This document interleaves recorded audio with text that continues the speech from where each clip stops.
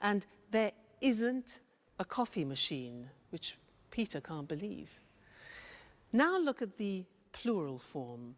We say there are some office supplies in the office, and there are some pens and pencils, okay?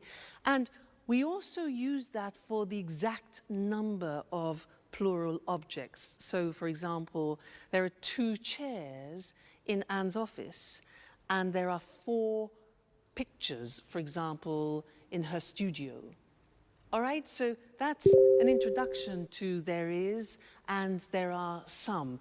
Now, in the next lesson, we're going to look at the difference between some and any, which is very important. So listen out for that in the next episode, and then come back here and we'll work on it. All right, see you later. Bye. Do you want milk with your coffee? There's a bottle in the back of the fridge. I prefer it without milk, but with some sugar. Oh, I'm afraid there isn't any sugar. Well, that's okay. Black coffee is good too. Do you have any of those great cookies? Oh, yes. There are some cookies over here. Finally, an audition. Wonderful. When? Next Monday at the Opera Theater. These cookies are fantastic. Are there any more? There are some more in the box. Thank you. Bye, Anne. Time for music. Hey! Take your dirty napkin away from my kitchen.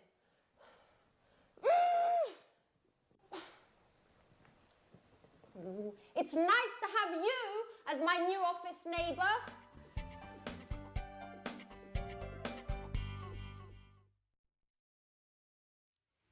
Hi again. Anne's a bit difficult, isn't she? Yeah. Now, this is a lesson about some and any. Remember, Peter said, "Can I have some coffee and some biscuits?" Well, I want to talk to you about that right now.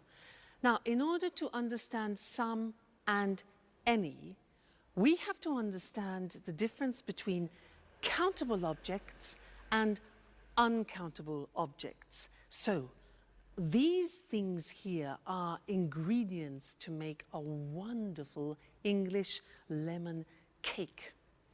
Let's divide them into countable objects and uncountable objects. Let's start with these. Now, these are lemons. Countable means you can count them.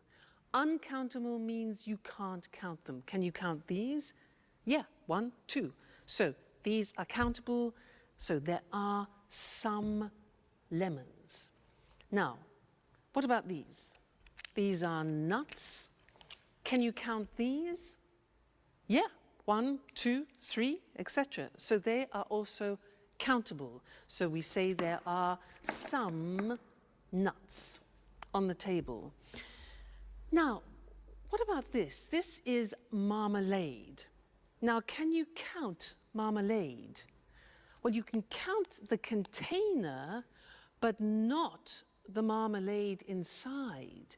So this is uncountable, and we say in English, there is some marmalade. It's a singular verb. So we put it here, it's uncountable. Okay? Now, let's look at this. What's this? This is salt. Salt. Now, is this countable or uncountable for you? Countable or uncountable? Well, it is very difficult to count all the little bits of salt. So this is uncountable. We put it here, all right? Now, next thing, these two, eggs.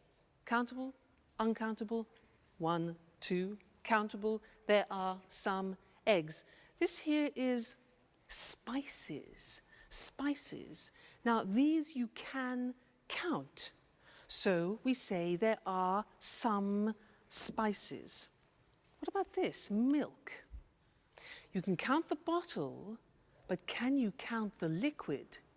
No.